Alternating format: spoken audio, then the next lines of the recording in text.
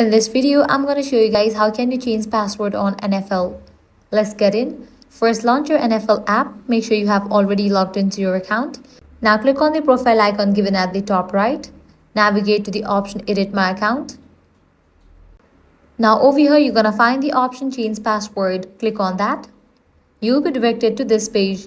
Here, you'll need to type in your current password and then type in the new password. In case you have forgotten your current password, click on this option and go through the process to reset your password. Or else you can directly enter your current password and then type in the new one.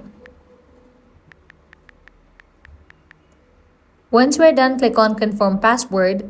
With that, your password will be reset. So that's the wrap for this video. This is how you can easily change your NFL password. If this guide helped you out, do not forget to like, share and subscribe. Thanks for watching.